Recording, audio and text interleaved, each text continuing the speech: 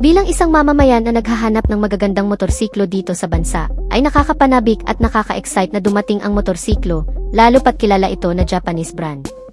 Ang motorsiklo ng Japanese brand na nauna nang inilabas sa karatig bansa natin sa kontinenteng Asia na tiyak panigurado ay papatok dito sa ating bansa. Ito ang 5 motorsiklo ng Yamaha na napakasolido, napakaastig at siguradong magugustuhan ng kahit na sinong mamamayan ang tatalakayin natin sa videong to, kasama na ang kabuang specs, features at ang kani-kanilang presyo. Pero bago yan syempre, kung bago ka pa lamang po dito sa aking channel, baka naman kapatid kung pwede ay pakihit ang subscribe at notification bell icon para lagi kang updated sa ating motorcycle news and reviews. Isama mo na rin ang pag-like bilang suporta sa ating channel. Huwag din kalimutan na mag-follow sa ating Facebook page. Good day mga ka-Wizard Moto! For today's video ay tatalakayan natin ang isang motor na may kapareho sa Yamaha Force 155. Ito ay ang Yamaha S-Max 155 na unang inilabas taong 2015 sa bansang Taiwan. Nagkaroon po ito ng diversification at yun na nga po yung Yamaha Force 155 na inilabas din sa kasunod na taong 2016, also sa bansang Taiwan. Mula noon hanggang ngayon, ang Yamaha S-Max ay isa sa pinakamabentang motor ng Yamaha, hindi lang sa bansang Taiwan, kundi pati na rin sa European country at Canada. Anyway, ang tawag pala nila sa motor na to sa Europe market ay Yamaha Majesty 155. Pag-usapan pa natin kung ano ang specs ng motor na to at iilan pa niyang mga features. Sa Pilipinas ay nangunguna ang NMAX 155 sa may pinakamadaming gumagamit na scooter ng Yamaha. Ang pagtapat naman nito ng Honda sa ganitong kategorya ay ang Honda PCX 160. Ang motor na pag-uusapan natin ngayon, ang Yamaha S-Max 155, ay may karakter na kagaya ng sa Honda PCX 160 na naka-naked handlebar.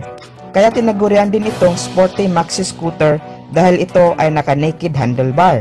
Ang itsura naman nito ay kapareho ng sa Yamaha NMAX 155. Pero masasabi natin na lamang itong S-Max 155 sa dalawa dahil meron itong karakter na maikukonsidera natin na isa sa pinaka-importante na dapat magkaroon ang isang scooter sa makabagong panahon natin ngayon.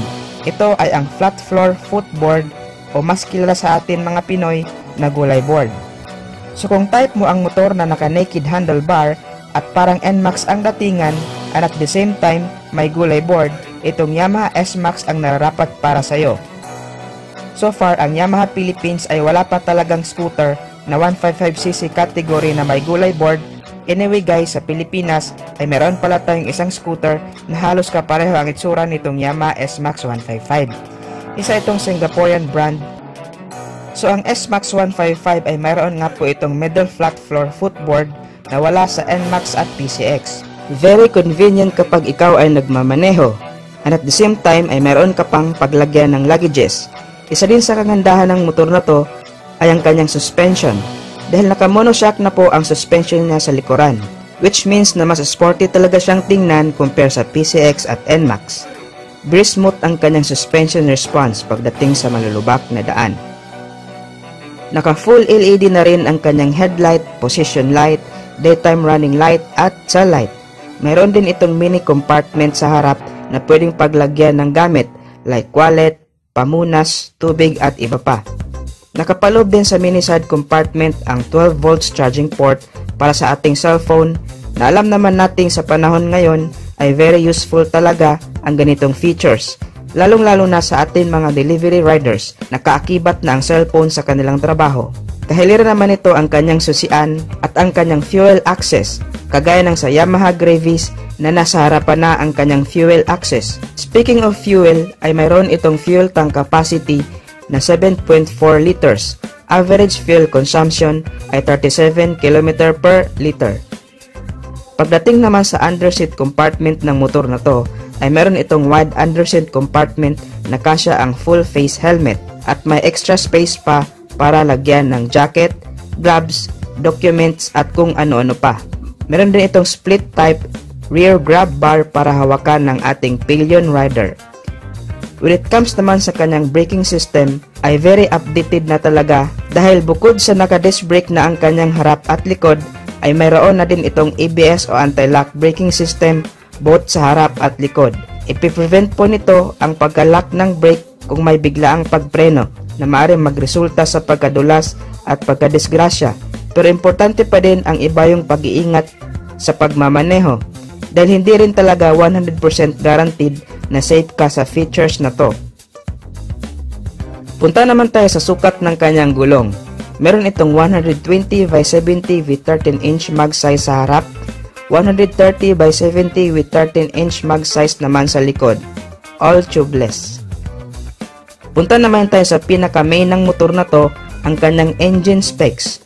Of course, meron itong 155 cubic centimeter engine displacement, 4-stroke, 4 valves, single overhead cam, single cylinder, fuel injected, liquid cooled at ang kanyang transmission type ay CVT. Starting system ay electric start at wala po itong kickstart. Sa overall specs and features ng motor na to ay almost the same lang din talaga ng sa Honda PCX at Yamaha NMAX. Ang price pala ng motor na to sa Taiwanese money ay nasa 105,600 Taiwanese dollar at kung direkta nating i-convert ito sa Philippine peso ay medyo mahal sa kadahilan ng masyadong mahal din ang tax sa Taiwan. At kung dadalhin nga ito sa Pilipinas ay maaring bababa pa ang price nito. Ang estimated natin dito based sa kanyang specs at features ay around 145,000 to 155,000 pesos. Isa na namang panibagong motor ang nilabas ng Yamaha, kamakailan lang at ito ang Yamaha Lexi LX155. Mas moderno at mas affordable ang presyo nito kumpara sa Yamaha NMAX at Yamaha Aerox. At ito rin ang ipangtatapat ng Yamaha sa Honda Click 160 at siguradong magugulat ka sa mga specs at features na meron sa motor na ito. Baka nga ito na ang susunod mong maging scooter kapag dinala na ito dito sa Pilipinas. Pagdating sa kanyang disenyo ay moderno at napaka-elegante ng forma. Dito pa nga lang sa harap ng bahagi nito, napaka-unique na ng kanyang design. Ang ganda ng combination nitong kanyang windshield, bagay na bagay sa design ng kanyang headlight, at dito sa kanyang mga turn signal lights, at napakaganda ng disenyo ng kanyang headlight. Mayroon pa itong DRL o daytime running light na bukod sa dagdag visibility, ay nakakapagpadagdag forma sa motor na ito, at naka-LFD kaya maliwanag ang kanyang headlight. At yung kanyang mga turn signal lights, nandito ito sa itaas kaya kitang-kita ka kapag kakaliwa o kakanan, at meron na rin itong hazard lights. Anyway, ang kanyang mga turn signal lights ay naka-bulb type pa rin at bagay na bagay yung design ng kanyang windshield. Para itong pinaliit na Yamaha NMAX, mas simple ito pero maxi-scooter pa rin ang kanyang datingan. Pagdating naman dito sa kanyang tail light, medyo maliit ito, pero naka-LED na rin yan kaya maliwanag siya. Nasa loob na yung kanyang mga turn signal lights, compact yung kanyang design at kagaya ng sabi ko kanina, mayroon itong built-in hazard lights, very useful yan kapag ka nakahinto ka lang, lalo na sa alanganing lugar. At napakaganda ng design ng kanyang instrument cluster, parang pinagsamang Yamaha Aerox at Yamaha NMAX ang kanyang design, kung makikita mo ay very modern talaga. Fully digital display kaya madaling maintindihan ang kanyang mga indicator, at magkahiwalay pa yung kanyang mga turn signal lights indicator. Kaya hindi ka malilito at pwede mo na ring i-connect ang cellphone mo dito, dahil meron itong Yamaha Way Connect na kung saan ay makikita mo dyan sa panel mo kung may tumatawag or may nagte-text sa'yo. At makikita mo naman sa cellphone mo ang buong status ng motor mo, kung merong bang sira o merong kailangang palitan, mas madali mo siyang makikita. Anyway, itong bagong Yamaha Lexi LX155 ay merong dalawang variation, isang keyless at isang desusi. Itong naka-keyless system ay meron siyang anti-lock braking system. Very convenient ito, dahil meron na itong built-in charging port, pwede kang mag-charge ng cellphone mo dito. Very useful ito, kung gagamitin mo ang motor mo pang hanap buhay. Speaking of hanap buhay, perfect na perfect pang hanap buhay ang motor na ito. Dahil naka-flat footboard ito, kaya kung marami kang dala-dala kung delivery rider ka, ay hindi ka mahihirapang maglagay ng mga gamit sa harapan mo. Like mga parcel at kung ano-ano pa, dahil meron siyang space na pwedeng paglagyan dito sa harapan. So pinagsamang panghanap buhay at pangporma ang design nitong Yamaha Lexi LX155. Kapansin-pansin din na malapad ang kanyang footboard, medyo ma-extend mo siya ng konti, pero hindi ito kagaya ng Yamaha NMAX na matutuwid mo ang paa mo. Pagdating naman sa engine nito, the same lang din naman sa Yamaha NMAX at Yamaha Aerox. Meron itong 155 cubic capacity na engine displacement, liquid-cooled, single overhead cam, 4 valves. Naka-fuel injected na ito at power by Blue Core technology. At syempre meron din itong variable valve actuation. Ang compression ratio nito ay nasa 11.6:1. At ang kanyang maximum power ay 11.3 kW at 8,000 revolution per minute, with a maximum torque of 14.2 Nm of peak torque at 6,500 revolution per minute.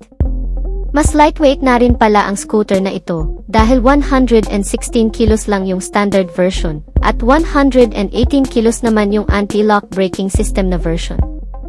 At dahil fuel-injected and powered by Blue Core technology na ang scooter na ito, ay matipid ito sa gasolina. Kumokonsumo lang ito ng 45 to 50 km per liter. Medyo maliit nga lang din ang kanyang fuel tank capacity na meron lamang 4.2 liters, parang pang 125 cubic capacity lang, at nandito lang din yung kanyang fuel tank sa ilalim ng kanyang upuan, kaya medyo nakompromiso yung space ng kanyang underseat compartment. Mayroon lang itong 18 liters, medyo maliit lang talaga at hindi dyan kasya ang isang full face helmet, pero makakapaglagay ka na rin ng mga importanteng gamit mo dito. Maganda yung design ng kanyang upuan, malapad ito, kaya komportable ka rin sa mahabang biyahe, at ang seat height naman nito ay 770mm lang kaya perfect na perfect talaga sa may mga average na height. Pagdating naman sa mga gulong nito, ang sukat ng kanyang gulong sa harapan ay 90 by 90 by 14, sa likod naman ay 100 by 90 by 14. Sa braking system naman ay naka-disc brake sa harapan at naka-drum brake sa likuran. At kagaya ng sabi ko kanina, yung Ease version ay meron siyang anti-lock braking system, pero single channel lang sa harapan lang ito, dahil nga naka-drum brake lang din ang kanyang likuran. Dito naman sa kanyang mga suspensions ay naka-telescopic fork sa harapan, at naka-single shock naman dito sa likuran. Pagdating naman sa presyo nito, wala pa tayong konkretong detalye sa magiging presyo nito dito sa Pilipinas. Pero kung i-convert natin yung kanyang presyo galing sa Indonesia, ay magiging 107,999 pesos lang ang anti-lock braking system na version. Inilabas ang bagong modelo ng Yamaha X-Force 155 sa Japanese market kamakailan lang, ang pagsibol ng makabagong henerasyon ng isang motorsiklo na kung saan ay ipinapakilala na may makabagong youthful design na kalakip ay makabagong features na para sa mga kabataan ngayon. Ang pagkakaroon ng mga agresibong disenyo at estilo ng kanyang front face na may daytime running light na makikita sa center position at dagdagan pa yan ng naka-vertical signal lamps na sa ibaba naman nakalagay, sinamahan ng napakaangas na headlight at smooth type windscreen protector nito na mas nagpaangas palalo sa external design at overall features.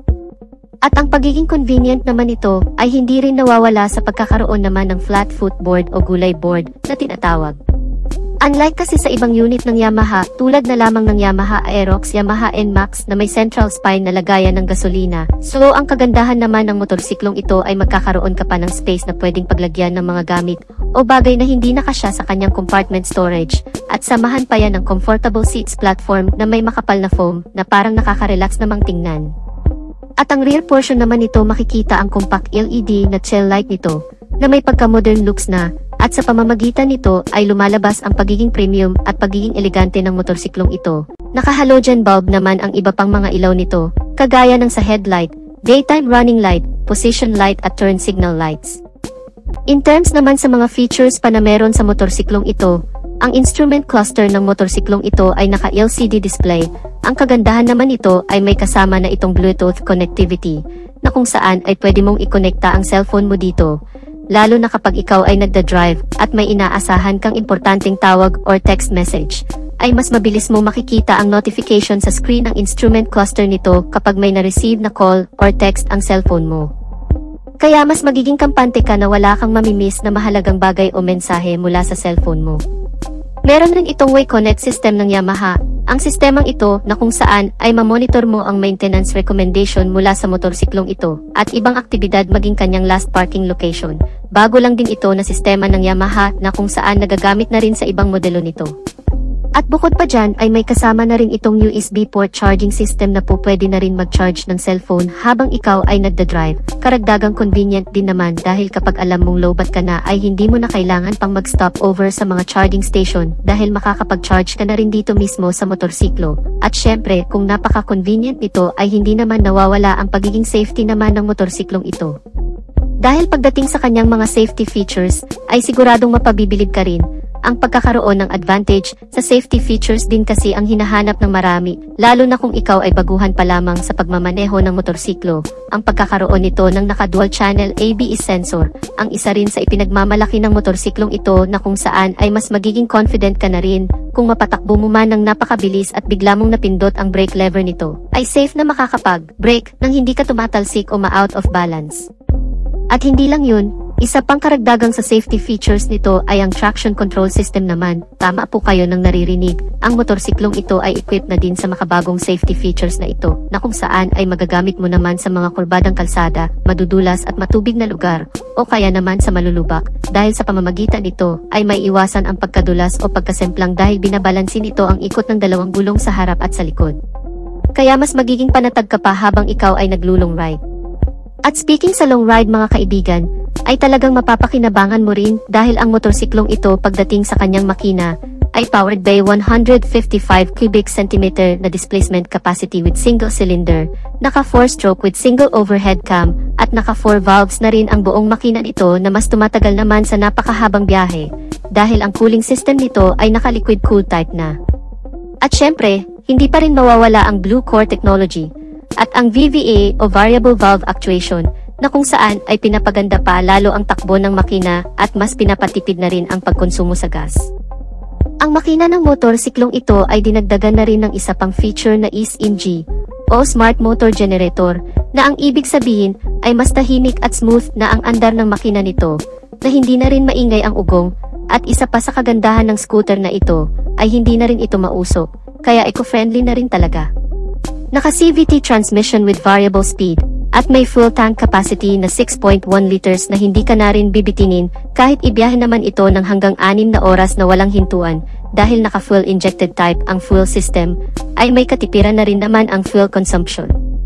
Naitala na umabot sa 40.9 km per liter, mas matipid ito kung tutuusin sa Yamaha NMAX, at mas malaki naman ang tangke sa Yamaha Aerox kaya talagang panalo ang motorsiklong ito. Pagdating naman sa engine performance, dito din talaga natin masusukat ang lakas o ang power output level ng motorsiklong ito sa pagkakaroon naman ng maximum power of 15 horsepower sa kada 8,000 revolution per minute. Habang ang maximum torque naman, ito ay 410 Nm sa kada 6,500 RPM, malakas-lakas na rin naman ang ganong klaseng arangkada ng makina, yun nga lang pagdating sa top speed o buong bilis na inilabas na ng motorsiklong ito. Batay na rin sa ilang pagsusuri at test drive na ginawa ng Yamaha, ito ay umaabot sa bilis na 120 km per hour o halos kapantay lang din ng bilis ng Yamaha Aerox. Para naman sa ilang specs na meron pa sa motorsiklong ito, pagdating sa kanyang chassis and suspensions, ang front suspensions nito ay naka-telescopic fork, habang ang rear suspension naman nito ay naka-swing arm with dual shock absorber.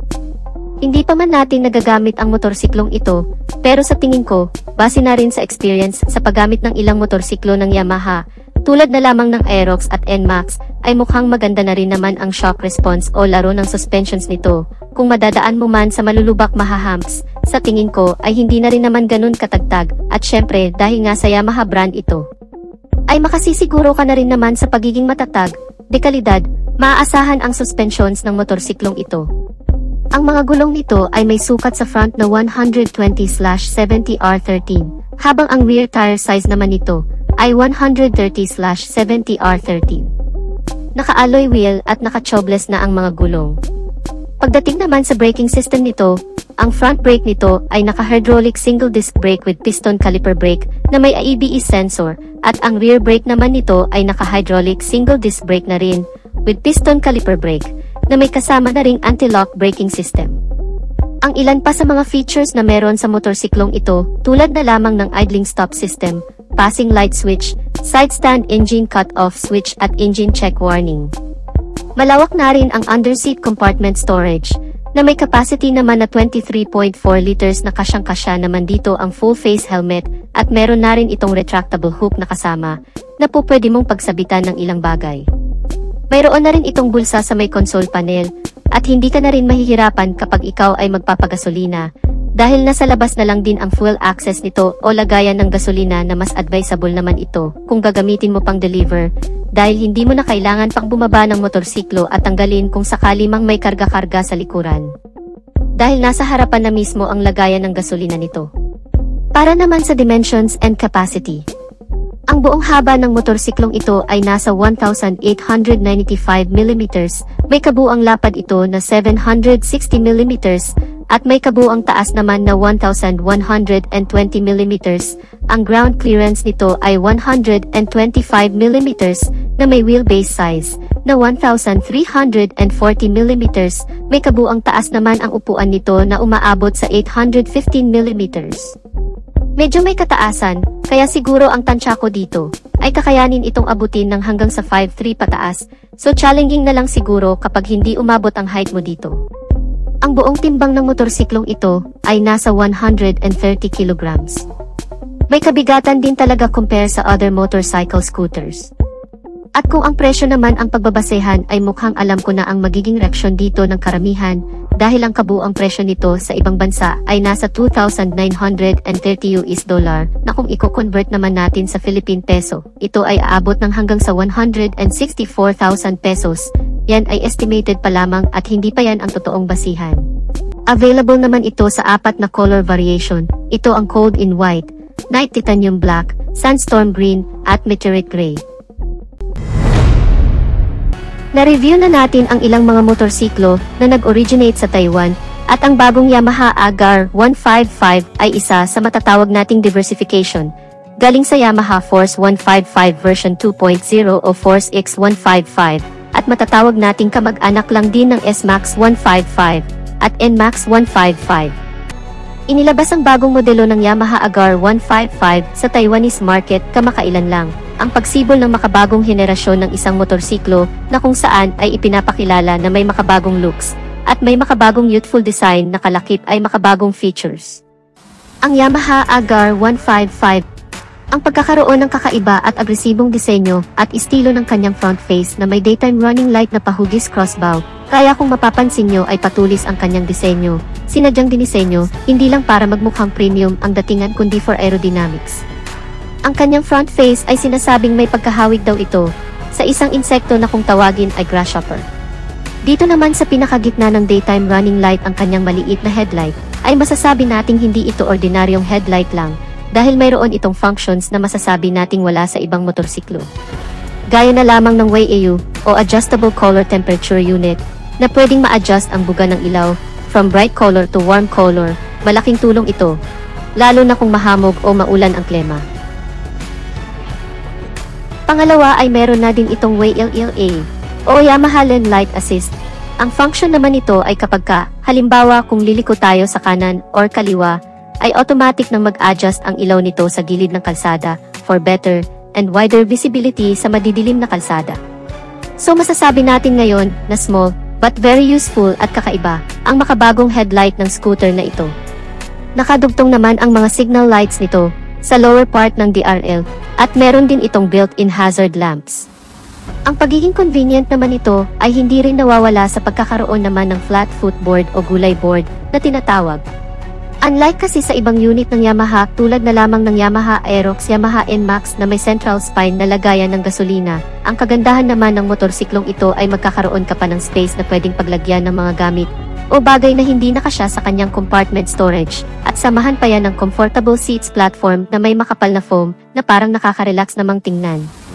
At ang rear portion naman nito makikita ang compact LED na tail light nito na may pagka-modern looks, at sa pamamagitan nito ay lumalabas ang pagiging premium at pagiging elegante ng motorsiklong ito. Naka-full LED na rin ito kasama ng iba pang ilaw nito, ang headlight, daytime running light, mga turn signal lamps, at parking light nito ay wala ka nang poproblemahin na baka mapundi ang bulb nito dahil nga sa naka-LED lighting system na ito. In terms naman sa mga features pa na meron sa motorsiklong ito, ang instrument cluster ng motorsiklong ito ay very wide na naka-LCD display at colorful display. Ang kagandahan naman nito ay may kasama na itong Bluetooth connectivity, na kung saan ay pwede mong ikonekta ang cellphone mo dito, lalo na kapag ikaw ay nagda-drive at may inaasahan kang importanteng tawag or text message, ay mas mabilis mo makikita ang notification sa screen ng instrument cluster nito kapag may na-receive na call or text ang cellphone mo, kaya mas magiging kampante ka na wala kang mamimiss na mahalagang bagay o mensahe mula sa cellphone mo. Meron rin itong WayConnect system ng Yamaha, ang sistemang ito na kung saan ay mamonitor mo ang maintenance recommendation mula sa motorsiklong ito at ibang aktibidad maging kanyang last parking location, makapag-navigate ka rin sa dashboard nito. Bago lang din ito na sistema ng Yamaha na kung saan nagagamit na rin sa ibang modelo nito. At bukod pa dyan ay may kasama na rin itong USB port charging system na po pwede na rin mag-charge ng cellphone habang ikaw ay nagda-drive. Karagdagang convenient din naman dahil kapag alam mong lowbat ka na ay hindi mo na kailangan pang mag-stop over sa mga charging station dahil makakapag-charge ka na rin dito mismo sa motorsiklo. At syempre, kung napaka-convenient nito ay hindi naman nawawala ang pagiging safety naman ng motorsiklong ito. Dahil pagdating sa kanyang mga safety features, ay siguradong mapabibilib ka rin. Ang pagkakaroon ng advantage sa safety features din kasi ang hinahanap ng marami, lalo na kung ikaw ay baguhan pa lamang sa pagmamaneho ng motorsiklo. Ang pagkakaroon nito ng naka-dual channel ABS sensor, ang isa rin sa ipinagmamalaki ng motorsiklong ito na kung saan ay mas magiging confident ka na rin kung mapatakbo mo man ng napakabilis at bigla mong napindot ang brake lever nito, ay safe na makakapag-brake nang hindi ka tumatalsik o ma-out of balance. At hindi lang yun, isa pang karagdagang sa safety features nito ay ang traction control system naman. Tama po kayo nang naririnig, ang motorsiklong ito ay equipped na din sa makabagong safety features na ito, na kung saan ay magagamit mo naman sa mga kurbadang kalsada, madudulas at matubig na lugar, o kaya naman sa malulubak. Dahil sa pamamagitan nito ay may iwasan ang pagkadulas o pagkasemplang dahil binabalansin ito ang ikot ng dalawang gulong sa harap at sa likod. Kaya mas magiging panatag ka pa habang ikaw ay naglulong ride. At speaking sa long ride mga kaibigan, ay talagang mapapakinabangan mo rin dahil ang motorsiklong ito pagdating sa kanyang makina ay powered by 155 cubic centimeter na displacement capacity with single cylinder, naka 4-stroke with single overhead cam, at naka 4 valves na rin ang buong makina nito na mas tumatagal naman sa napakahabang biyahe dahil ang cooling system nito ay naka liquid cool type na. At syempre, hindi pa rin mawawala ang Blue Core technology at ang VVA o Variable Valve Actuation, na kung saan ay pinapaganda pa lalo ang takbo ng makina at mas pinapatipid na rin ang pagkonsumo sa gas. Ang makina ng motorsiklong ito ay dinagdagan na rin ng isa pang feature na SMG o Smart Motor Generator, na ang ibig sabihin ay mas tahimik at smooth na ang andar ng makina nito, na hindi na rin maingay ang ugong, at isa pa sa kagandahan ng scooter na ito ay hindi na rin ito mausok, kaya eco-friendly na rin talaga. Naka-CVT transmission with variable speed, at may full tank capacity na 6.1 liters na hindi ka na rin bibitinin kahit ibiyahe naman ito ng hanggang 6 na oras na walang hintuan. Dahil naka-fuel injected type ang fuel system, ay may katipiran na rin naman ang fuel consumption. Naitala na umabot sa 43 to 45 km per liter, mas matipid ito kung tutuusin sa Yamaha NMAX, at mas malaki naman ang tangke sa Yamaha Aerox kaya talagang panalo ang motorsiklong ito. Pagdating naman sa engine performance, dito din talaga natin masusukat ang lakas o ang power output level ng motorsiklong ito sa pagkakaroon naman ng maximum power of 14 horsepower sa kada 8,000 revolution per minute, habang ang maximum torque naman ay 13.7 Nm sa kada 6,500 RPM. Malakas-lakas na rin naman ang ganong klaseng arangkada ng makina. Para naman sa ilang specs na meron pa sa motorsiklong ito, pagdating sa kanyang chassis and suspensions, ang front suspensions nito ay naka-telescopic fork, habang ang rear suspension naman nito ay naka-swing arm with dual shock absorber.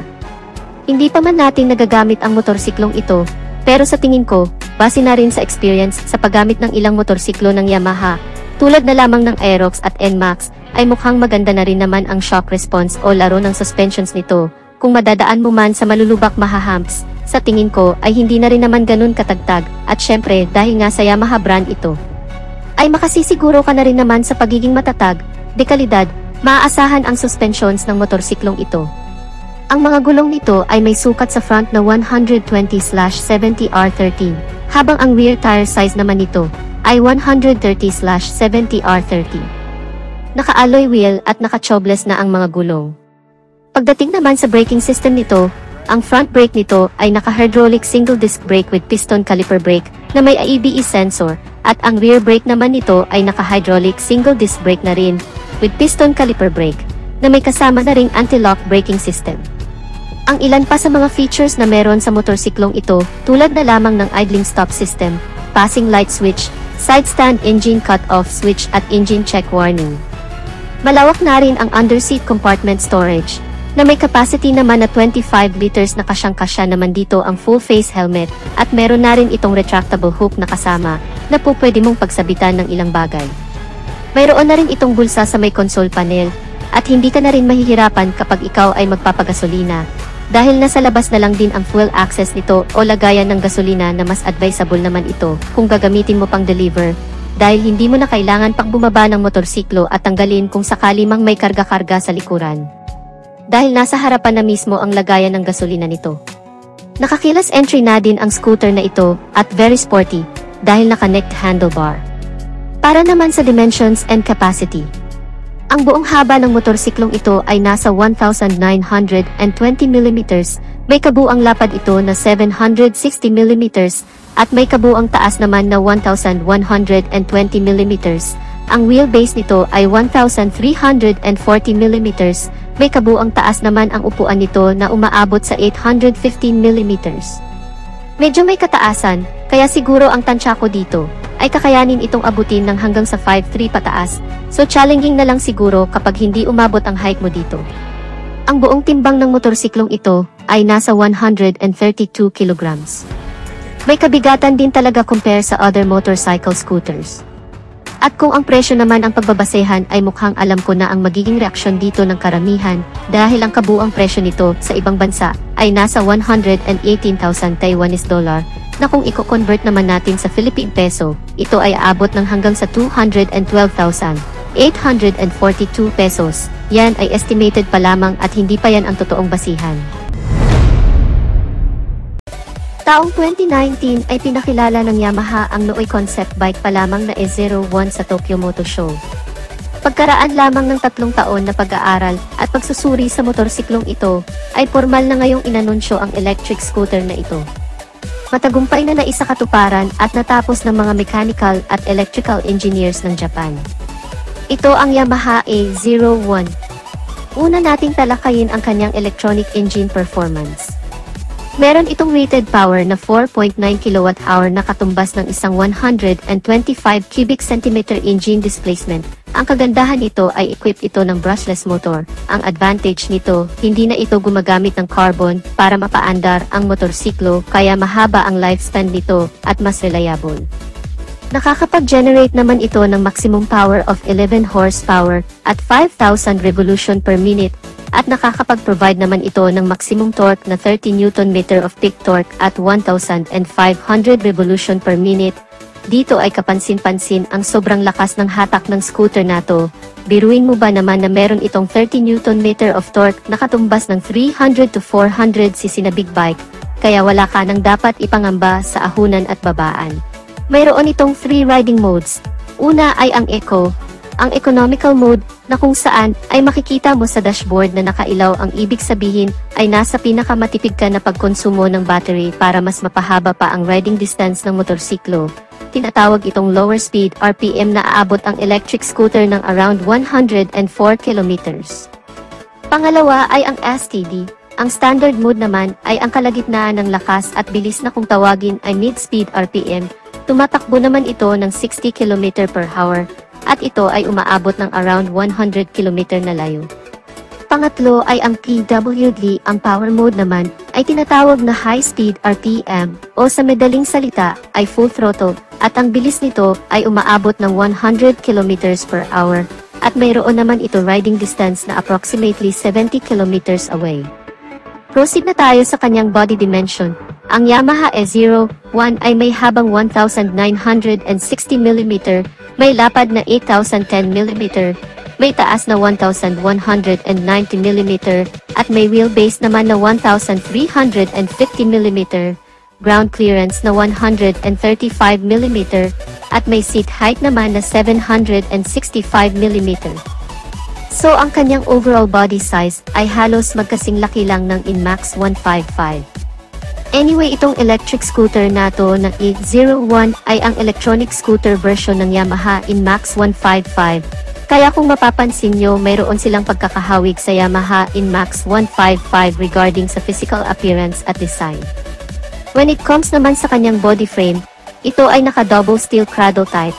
Ang kagandahan naman ito ay may dalawang tubo na nakasuporta na kung saan ay naka-install ang electronic engine at battery, at ito ay mas matibay, mas stable na nakakapagbigay ng outstanding balance ng motorsiklo sa kahit anong riding style. Punta naman tayo sa kanyang suspension. Sa harapan ay naka-telescopic fork, sa likuran ay naka-dual shock absorber na may swing arm, at ito ay equipped ng CF aluminum diecast na karaniwang ginagamit sa sports bike ng Yamaha, kaya napakatibay nito. At ang kagandahan din sa Yamaha E01 ay meron itong 3 ways of charging capability. Una, pwede itong fast charging, kaya nitong ma-full charge from 0 to 90% sa loob lamang ng 1 oras. Pangalawa, gamit ang regular charger, kaya nitong ma-full charge sa loob lamang ng 5 oras. Pangatlo ay portable charger. Ang kagandahan naman nito, kapag may pupuntahan ka, ay pwede mo itong dalhin kahit saan dahil ito ang magsisilbing power bank ng motorsiklo, at ang operating time naman gamit ang portable charger ay mas mahaba bago ito ma-full charge dahil umaabot ito ng 14 hours bago tuluyang ma-full ang battery. Mapunta naman tayo sa braking system. May 230mm hydraulic single piston single disc sa harapan, 200mm hydraulic single piston single disc naman sa likuran. At ang kagandahan pa nito ay equipped with dual channel ABS anti-lock braking system na nagbibigay ng smooth braking system, at tinitiyak nito ang kaligtasan ng rider kahit sa biglaang preno. Bukod pa dyan ay equipped with Y-Connect version 2, at ito ay gumagamit ng 3G LTE Wi-Fi access bilang koneksyon, at ito ay direktang kokonekta sa Yamaha server para sa on-time monitoring ng Yamaha Corporation para sa kalagayan ng electric scooter. Ito naman ang makikita ng rider kapag nakakonect sa Wi-Fi gamit ang mobile phone gaya ng sumusunod: last parking location, driving distance, electronic engine damage notification, battery status ng electric scooter at remaining charging time ng battery, at marami pang iba. Pag-usapan naman natin ang sukat ng kanyang gulong. May 110/70-13 sa harap, 130/70-13 naman sa likod, all tubeless. Equipped rin ng TCS o traction control system ang motor nato na siyang nagpapanatili ng stable na pagtakbo ng motorsiklo. Pagdating sa cornering sa madudulas na kalsada ay very safe ito, dahil itinutugma nito ang pag-ikot ng mga wheels na naaayon sa bilis ng takbo ng motorsiklo para maiwasan ang pag-overlaps ng mga gulong nito. Talagang nakakamangha ang electric scooter nato, dahil lahat na ng magagandang features ay nandirito na, kaya sulit talaga ang Yamaha E01. Pagdating naman sa starting system, ito ay naka-electric start. Mayroon naman itong 23 liters of underseat compartment na nakadesign para sa kanyang portable charger, para sa long ride situation, at kung mamamalingki ka naman ay pwede mo na tong iwanan sa bahay. Meron na rin itong built-in USB charging port sa harapan na kung saan ay pwede mong i-charge ang iba't ibang klase ng gadgets gaya ng cellphone. Pagdating naman ng additional safety features, ang electric scooter na ito ay equipped with smart keyless system na kung saan ay remote na lang ang ginagamit upang i-operate, kaya very safe laban sa magnanakaw at komportable kang hindi mananakaw. Ang kagandahan pa nito, ito ay equipped with belt drive transmission na nakakapagbigay ng less noise at smooth riding conditions. Pagdating naman sa instrument panel, ay naka-fully digital dashboard, at dito ay makikita mo lahat ng importanteng impormasyon gaya ng trip meter, tachometer, odometer, TCS, clock at marami pang iba. Ang electric scooter nato ay may top speed na 100 km/h, at may kabuang bigat naman ito na 158 kilograms. At ang panghuli, ang price tag ng bagong Yamaha E01 ay nagkakahalaga around 175,000 pesos, converted na sa Philippine money. Take note, ito ay base lamang sa conversion at pwede pa itong tumaas o bumaba, depende sa value-added tax na idadagdag o ibabawas. So that's it mga ka-Wizard Moto, ang 5 astig na motorsiklo na galing sa hanay ng Yamaha na tiyak pananabikang makarating dito sa bansa, ang 5 scooter na pambato at pang-compete ng Yamaha sa iba pang motorcycle brand. Maasahan at subok na sa kalidad, ang brand na matagal ang pinagkakatiwalaan ng mga mamamayan. Kung bigyan lang sana tayo ng pagkakataong dalhin ito sa Pilipinas, ay tiyak papatok ito dito sa ating bansa. So dito na natin tatapusin ang ating video mga ka-Wizard Moto. Leave the comment kung ano ang masasabi mo sa 5 motorsiklo na tinalakay natin. At kung bago ka pa lang din sa ating channel, huwag kalimutang mag-subscribe. Pakihit na rin ang notification bell at like button. Maraming salamat, ride safe and may God bless us all.